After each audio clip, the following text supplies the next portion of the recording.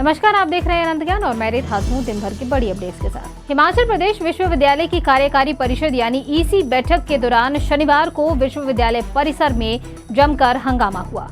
बैठक शुरू होने से पहले एचपीयू कर्मचारी संगठनों एसएफआई और एनएसयूआई ने अपनी मांगों को लेकर प्रदर्शन किया है और विधायक हरीश जनार्था को ज्ञापन भी सौंपा। वहीं एबीवीपी कार्यकर्ताओं ने कुलपति के पुतले की शव यात्रा भी निकाली। पुतला दहन को लेकर पुलिस और प्रदर्शनकारियों के बीच में जमकर धक्का मुक्की हुई, जिसको लेकर परिसर में तनाव का माहौल बन गया था। उधर एसएफआई ने फीस वृद्धि, कथित भ्रष्टाचार और छात्र हितों की अनदेखी के खिलाफ आवाज बुलंद करते हुए छात्र संघ चुनाव बहाल करने समेत 17 मांगे कार्यकारी परिषद के सामने रखी हैं। कुल मिलाकर एचपीयू की ईसी बैठक विरोध प्रदर्शन और भारी हंगामे के बीच में संपन्न हुई। नेता प्रतिपक्ष जयराम ठाकुर ने शिमला में आयोजित पत्रकार वार्ता में कांग्रेस सरकार पर लोकतंत्र को कुचलने और जनादेश का अपमान करने का आरोप लगाया है। उन्होंने कहा है कि सरकार पहले चुनाव टालना चाहती थी, लेकिन हाईकोर्ट और सुप्रीम कोर्ट के हस्तक्षेप के बाद चुनाव करवाने पड़े हैं। जयराम ठाकुर ने यह भी दावा किया है कि करीब 70% पंचायतों में भाजपा समर्थित प्रधान और उप प्रधान विजयी हुए हैं, जबकि धर्मशाला नगर निगम सहित कई निकायों में भी भाजपा को स्पष्ट बहुमत मिला है, जन समर्थन भी मिला है। उन्होंने ये भी आरोप लगाया है कि सरकार अध्यक्ष और उपाध्यक्षों के चुनाव जानबूझकर लटका रही है ताकि जनप्रतिनिधियों पर दबाव बनाया जा सके। साथ ही भाजपा समर्थित जनप्रतिनिधियों को डराने के लिए और झूठे मामलों का सहारा भी लिया जा रहा है। जयराम ठाकुर ने यह भी चेतावनी दी है कि यदि जल्द चुनाव तिथियां घोषित नहीं हुई तो भाजपा कोर्ट से लेकर सड़कों तक अपना संघर्ष तेज करेगी। सामरिक दृष्टि से अहम मंडी पठानकोट राष्ट्रीय राजमार्ग NH 154 पर सफर आने वाले समय में अधिक सुगम हो सकता है। भारतीय राष्ट्रीय राजमार्ग प्राधिकरण यानी NHAI ने इस हाईवे के 2 और सेक्शन को 4 लेन बनाने का प्रस्ताव तैयार कर मुख्यालय को भेज दिया है। जिन हिस्सों को पहले 2 लेन विद पेव्ड शोल्डर में के रूप में विकसित किया जाना था, अब उन्हें बढ़ते यातायात और भविष्य की जरूरतों को देखते हुए 4 लेन में बदलने की योजना बनाई जा रही है। बताया जा रहा है कि परौर, पद्दर और बिजनी नारला सेक्शन को भी 4 लेन में विकसित करने की संभावना पर काम चल रहा है। स्वीकृति मिलने के बाद आवश्यकता पड़ने पर अतिरिक्त भूमि अधिग्रहण की प्रक्रिया भी शुरू हो जाएगी।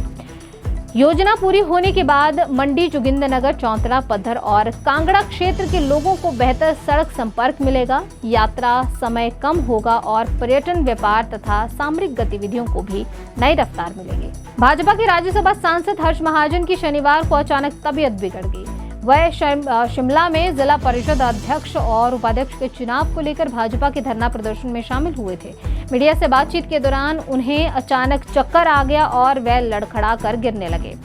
मौके पर मौजूद भाजपा नेताओं और कार्यकर्ताओं ने उन्हें तुरंत संभाला और उपचार के लिए आईजीएमसी शिमला पहुंचाया गया। आईजीएमसी के चिकित्सकों के अनुसार हर्ष महाजन को डिहाइड्रेशन और लो ब्लड प्रेशर की समस्या हुई थी। प्राथमिक उपचार के बाद उन्हें निगरानी के लिए आईसीयू में रखा गया है। डॉक्टर ने यह भी स्पष्ट किया है कि किसी भी प्रकार की हार्ट ब्लॉकेज या गंभीर हृदय संबंधी समस्या नहीं पाई गई है और अब उनका स्वास्थ्य सामान्य है। हमीरपुर के युवाओं के लिए रोजगार पाने का सुनहरा अवसर है। GMP technical solution private limited की भर्ती के लिए 4 जुलाई को सुबह 10 बजे रोजगार कार्यालय हमीरपुर में साक्षात्कार आयोजित किए जाएंगे। कंपनी वेल्डर ट्रेड के 20, फिटर और फिटर ट्रेड के 10 पदों की भर्ती होगी। इन पदों के लिए वेल्डर या फिटर ट्रेड में ITI डिप्लोमा धारक 18 से 35 वर्ष तक की युवा के आयु पात्र होंगे।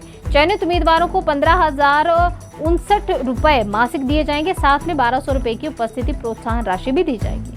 जिला रोजगार अधिकारी सुरेंद्र शर्मा ने बताया है कि इच्छुक अभ्यर्थी अपने मूल प्रमाण पत्र और हिमाचली प्रमाण पत्र के साथ साक्षात्कार में भाग ले सकते हैं।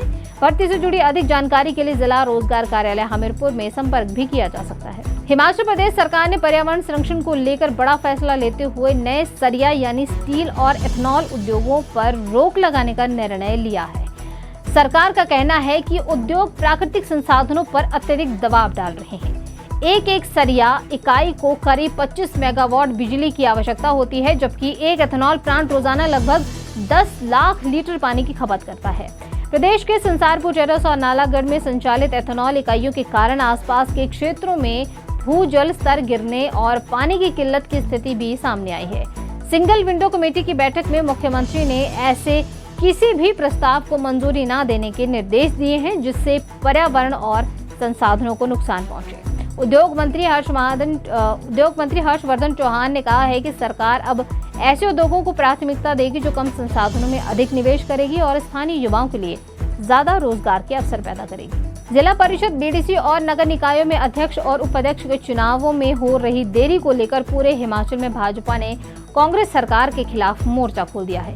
शिमला, कुल्लू और हमीरपुर समेत कई जिलों में भाजपा नेताओं और कार्यकर्ताओं ने धरना प्रदर्शन और रैलियां निकालकर सरकार पर लोकतांत्रिक संस्थाओं की अनदेखी और जनादेश का अपमान करने के भी आरोप लगाए हैं। भाजपा का कहना है कि सरकार जानबूझकर चुनाव टाल रही है ताकि राजनीतिक जोड़ तोड़ और दबाव की राजनीति को बढ़ावा दिया जा सके। प्रदर्शन के बाद भाजपा नेताओं ने उपायुक्तों के माध्यम से राज्यपाल को ज्ञापन सौंपा है और जल्द चुनाव नहीं होने देने पर प्रदेश व्यापी आंदोलन की चेतावनी भी दी है। भाजपा नेताओं ने साफ कहा है कि यदि लंबित चुनावों की तिथियां जल्द घोषित नहीं होती हैं तो पार्टी सड़कों से लेकर न्यायालय तक अपना संघर्ष और तेज करेगी। हिमाचल प्रदेश के कई हिस्सों में मौसम का मिजाज लगातार बदल रहा है। ऊना के बंगाणा क्षेत्र में शनिवार दोपहर अचानक झमाझम बारिश हुई, जिससे लोगों को भीषण गर्मी से राहत मिली। वहीं राजधानी शिमला में भी दिन भर हल्के बादल छाए रहे। मौसम विज्ञान केंद्र शिमला के अनुसार 30 जून तक प्रदेश के कई हिस्सों में हल्की से मध्यम बारिश दर्ज की गई और अंधड़ और बिजली गिरने की भी संभावना बनी हुई है। इसके अलावा 1 से 3 जुलाई तक राज्य के कई भागों में भारी बारिश और येलो अलर्ट भी जारी किया गया है। मौसम विभाग का कहना है कि इस दौरान दक्षिणी पश्चिमी मानसून भी हिमाचल में दस्तक दे सकता है, जिससे प्रदेश भर में बारिश की गतिविधियों में और तेजी आने की भी संभावना है। फिलहाल इस बुलेटिन में इतना ही। हिमाचल की छोटी बड़ी खबर के लिए जुड़े रहिए आनंद ज्ञान के साथ।